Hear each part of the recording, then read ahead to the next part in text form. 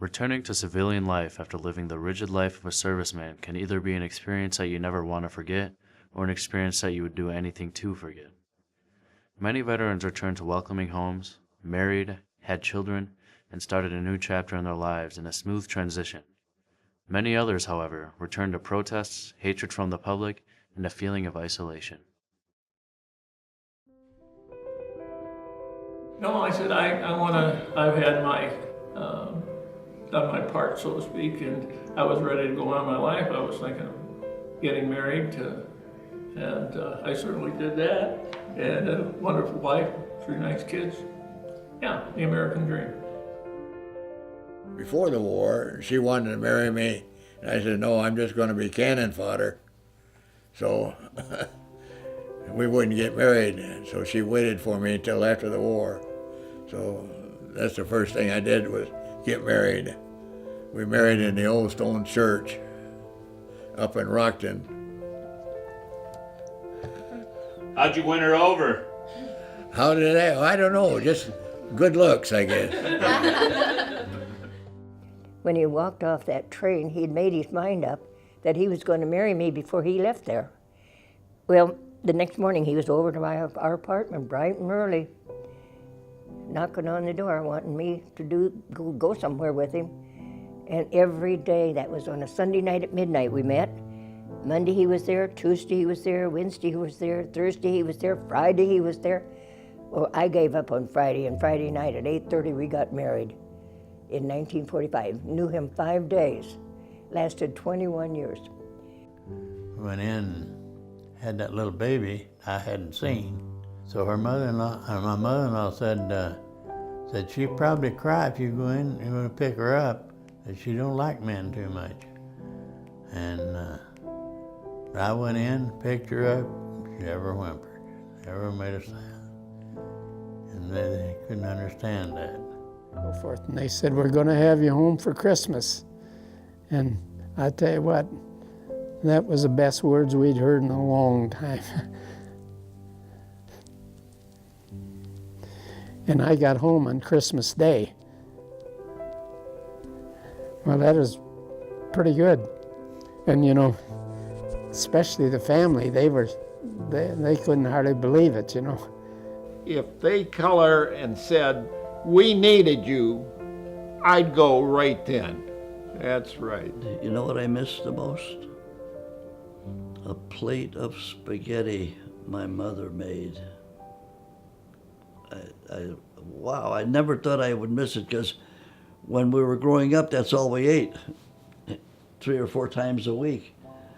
And I never thought I'd ever miss it, and I thought, oh my God. She made a display that you never believe. It was good. TWA, got on a TWA, flew home, landed O'Hare International Airport. And looking out the window, I sat all the way in the back of the plane. Okay, we had a flying uniform. I sat all the way in the back of the plane. And I landed at International Airport, O'Hare, and looking out on the concourse, and there was all kinds of people out there, you know, and then little by little, everybody's getting off the plane, and there's less and less people there. And last ones I see up there is I see my mom, my sister, and my girlfriend, who now is my wife. And they're the only ones up there. I remember the stewardess come back, she says, Marine, you gotta get off this plane. I said, I don't wanna get off the plane. She says, what do you mean you don't wanna get off the plane? I said, I'm scared. She says, you're scared? I said, I'm scared. I don't know what they expect. I don't know. I was pretty proud of my uniform. But when I got out, they told me, don't wear your uniform home. So here I am going through the airports carrying a sea bag in civilian clothes. Didn't wear my uniform. Come home, there was nobody waiting when I got home.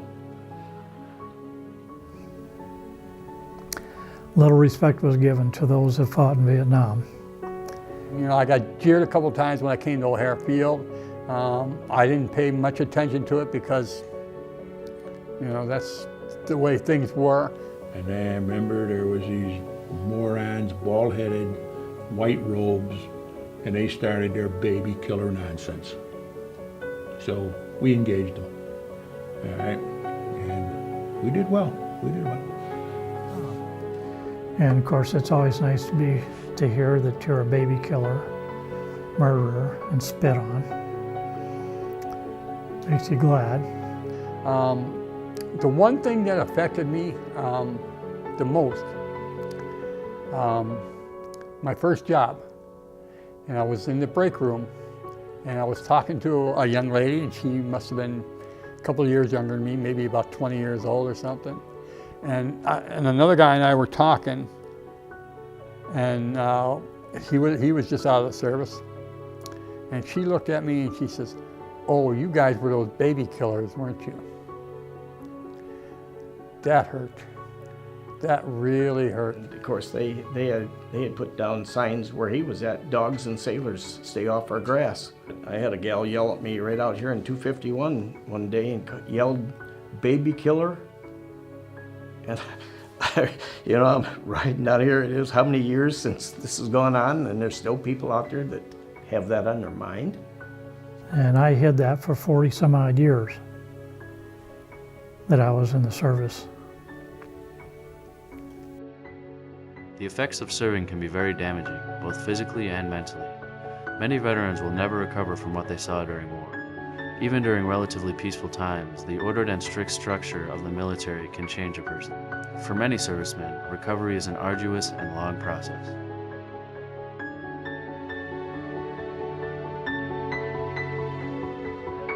How did the Vietnam War change you? Whew. You lose your inhibitions when you go through something like the military. You do things differently, or do it because you want to, or I don't have to obey the rules for a while. I'm immune to everything. Just a sigh of relief. When I came back to the United States, it was like I was just gone, and there was a void of 2 years. I didn't think about what I had done. I didn't think about where I was. I didn't think about what was going on. I just went back and started a new life, and that was about it. It left me with some bitterness that I will carry for the rest of my life that I probably wouldn't have had. I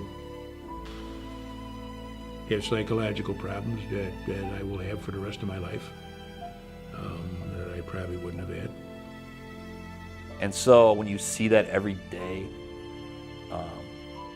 you get very hardened and calloused. When I came back, I could have watched a busload of kids drive off a cliff, and I wouldn't have batted an eye. Sucks to be them. To this day, I guess maybe I have a very dim view of people who complain, because you want something to complain about, I'll take you somewhere you can complain. You have nothing to complain about.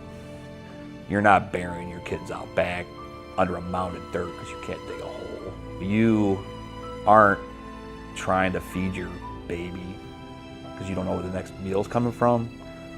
And it took me years to not be like that. And you can probably ask my daughter, I'm still kind of like that. I live in a very black and white world after that. I guess it makes you see everything in black and white because there's no gray area. It's either you're alive or you're dead. Because too many flashbacks, too much pain. Living life as a civilian with a family can surely be paradise when compared to living through the horrors some veterans saw.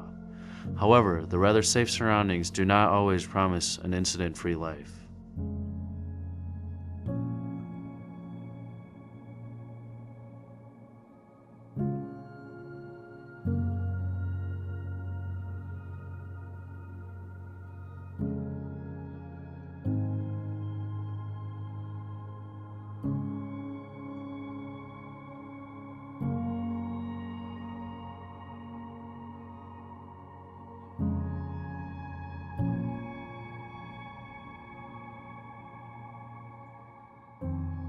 How was I injured?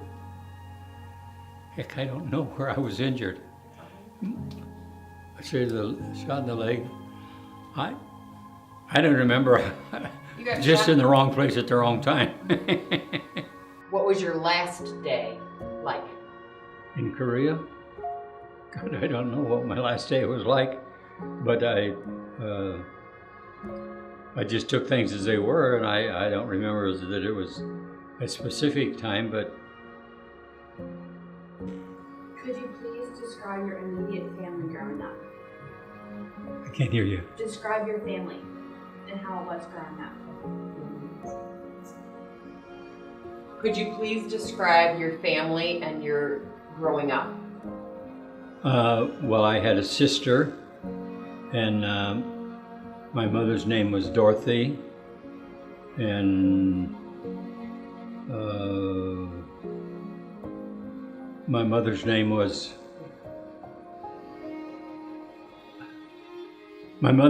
Dorothy, yeah.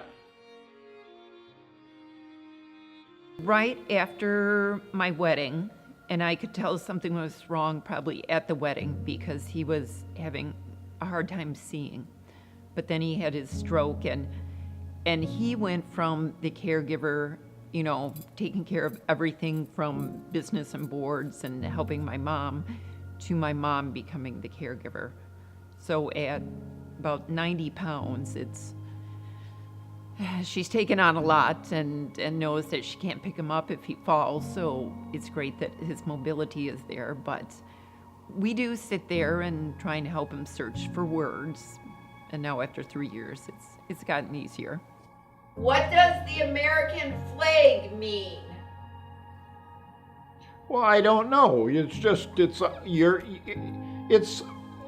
you belong to, because what you do. And so was all the guys that had been, they belong to it. He knows to anyone else that has never approached him, he'd be hard to understand. Mentally, he's there. Mobily, he can accomplish anything. But to most people, when he's trying to express certain words that he cannot get out, or he's waving his hands, you know, they're just going to think, oh, it's some old guy who's slowing us up and in the way. The Navy took young men, myself included, who were young and inexperienced, although eager, and they gave us toys to play with. And the toys were called ships and guns and equipment and diving suits and submarines. And they basically said, okay, here it is, guys, go play. They're kids, but in a split second, they have to decide what they're going to do. They're going to take a life, or aren't they going to take a life? You take a life, you live with that the rest of your life. Okay, it doesn't go away. Oh, forget that. No, there is bullshit. You don't forget that.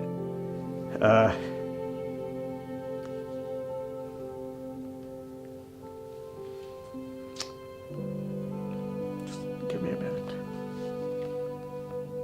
When I came home, she says, Michael, I got something to tell you. I said, Mom, I know. John's dead, right?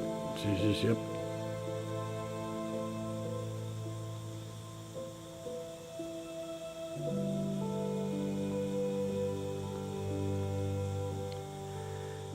Yeah, and if it wasn't for that war, he'd still be alive, or maybe there'd be another war, but I don't know.